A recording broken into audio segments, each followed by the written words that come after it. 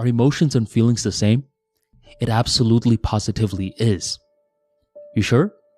I absolutely positively am. Then you will be wrong. Feelings and emotions are different, and not being able to spot the difference leads to impulsiveness, a feeling of hopelessness, bursts of rage. While learning to spot the difference between feelings and emotions is a staple of EQ. By spotting the difference, it becomes easier to control our narrative. Difference between emotion versus feeling. Emotion equals narrative plus feeling. Feelings are physical sensations, and emotions are feelings with a story. You like roller coasters? I love roller coasters. What are the feelings you feel at the top of the roller coaster before it is about to plummet down? Rapid heartbeat, dry mouth, and butterflies in my stomach. What emotion do you feel? Joy. You like public speaking? I hate public speaking. What are the feelings you feel right before getting called on stage? Rapid heartbeat, dry mouth, and butterflies in my stomach. What emotion do you feel? Terror. Notice, the feelings are the exact same for roller coasters and public speaking. However, one caused joy while the other caused terror. Just because the feelings are the same does not guarantee the emotions are the same. How to control emotions. So what do I do with all this information, Armani? Hopefully it inspires you to get to know your body better. A reason public speaking is a big fear is because it leads to strong sensations in the body. Plus, there are a herd of mopey folks who ask, "Are you nervous for your upcoming talk?" Further creating a negative narrative towards the act. This is one of the scenarios where it's best to know the feelings. Knowing the feelings starts off with shutting up and sitting with the feelings. Get detailed. Where exactly are the physical sensations? The more detailed the awareness is of the body, the more the narrative is going to be favorable in the future.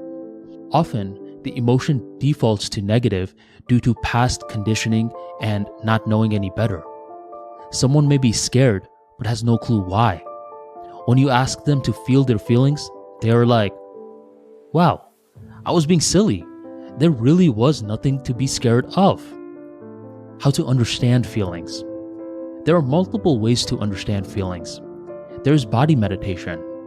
Body meditation is when we focus on the physical sensations of our body for an allotted period of time. Normally, the beginner's method of meditation is to focus on the breath. When the mind wanders away, make yourself aware and gently bring it back to the breath. While with body meditation, the target is our body, not the breath. Set a timer and enter the meditation without expectations. This will allow random tingling sensations to be embraced. Body meditation does not only have to be done in a quiet room. It can be done in life. Turn down the music and tune into the body. What's another time to get to know the feelings? During tough moments. One of the best times to get to know the body is when it's charged up. After some kind of massive loss. The bigger the loss, the bigger the chance to build emotional intelligence.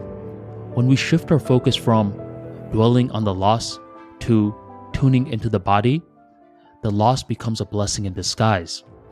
Because it's hard to know the feelings when the feelings feel neutral. After a loss, the body feels feelings far from neutral.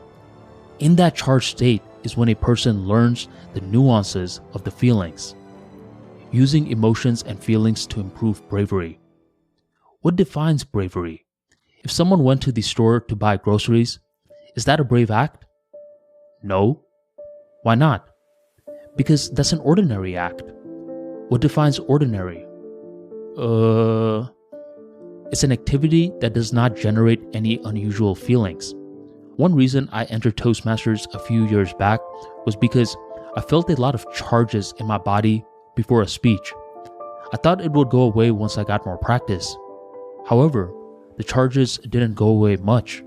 The feelings did fade one day when I heard I was going to be speaking at a graduation event for 5 people. 5 people? I could do that in my sleep.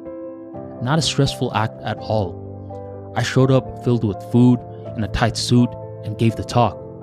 I thought I did a good job, but the host, who is also a good friend, told me the talk was flat.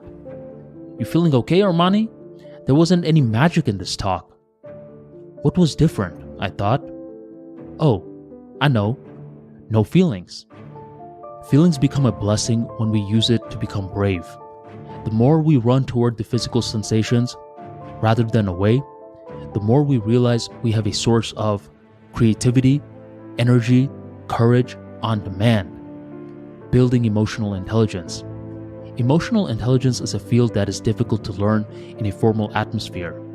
The theory can be learned, sure, but to truly learn emotional intelligence requires having one part of life where things are somewhat chaotic and unbalanced.